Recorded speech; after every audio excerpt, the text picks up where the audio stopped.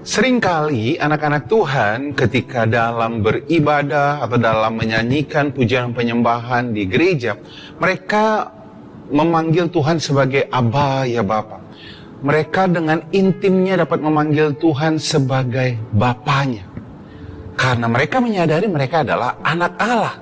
Mereka menyadari bahwa mereka adalah anak Tuhan.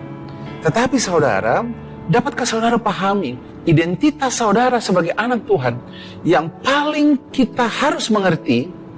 Identitas kita sebagai anak Tuhan harus kita pahami ketika masalah datang.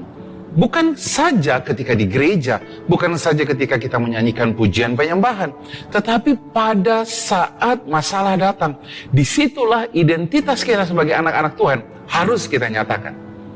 1 Yohanes 4 ayat 17 dikatakan firman Tuhan seperti ini. Dalam hal inilah kasih Allah sempurna di dalam kita. Jikalau pada saat hari penghakiman datang, hari yang buruk dalam bahasa aslinya, dalam bahasa Yunani disebut krisis, hari yang krisis, the judgment day. Apa itu hari krisis? Ketika sakit datang. Dokter berkata bahwa kamu ada penyumbatan, ada cancer, ada tumor, ada miom.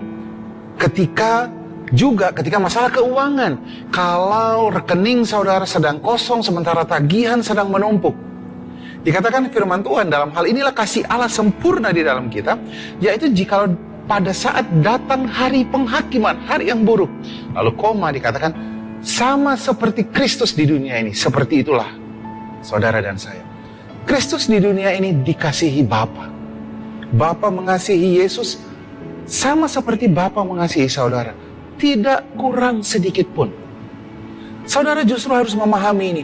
Yesus adalah anak Allah, kita pun adalah anak-anak Allah. Dan justru pada saat hari yang buruk terjadi dalam hidup kita, kita confirm sama seperti Yesus di dunia ini. Seperti itulah saya. Saya dikasihi, saya dicintai, saya diberkati. Yesus tidak pernah sakit, saya pun oleh bilur-bilurnya saya sembuh.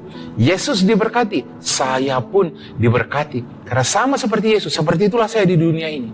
Tetapi jikalau tidak, saudara akan hidup dalam ketakutan. Karena ayat 18 dikatakan, di dalam kasih tidak ada ketakutan. Kasih yang sempurna melenyapkan ketakutan, sebab ketakutan mengandung hukuman. Dan barang siapa takut, ia tidak sempurna di dalam kasih. Saudaraku, orang berkata begini, takut itu kan wajar, takut itu normal sebagai manusia. No. Ketakutan tidak didesain untuk manusia. Ketakutan itu adalah akibat dari dosa. Makanya manusia ketakutan. Kenapa kita takut, saudara? Karena kita merasa tidak dikasihi Tuhan. Pada saat yang buruk datang terjadi dalam hidup kita, pada saat sakit kita bilang, salah apa aku Tuhan? Ada masalah apa Tuhan? Padahal aku melayani Tuhan. Saudaraku, padahal sakitnya sudah dibayar Tuhan Yesus di kayu salib. Saudara mungkin, kenapa Tuhan? Kenapa? Saudara bertanya sama Tuhan, hey, masalahmu bukan Tuhan. Naikkanlah imanmu, naikkanlah doa dan permohonanmu dalam ucapan syukur, kata kitab Filipi. Bersyukurlah bahwa Tuhan Yesus sudah bayar harganya di kayu salib.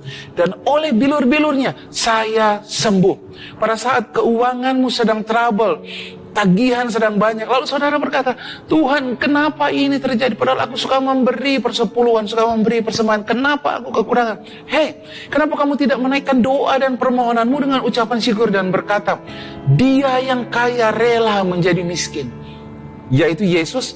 Terima kasih Tuhan Yesus, sehingga hari ini aku diberkati. Saudaraku, lihatlah identitasmu sebagai anak Allah. Jangan bergeser identitas saudara.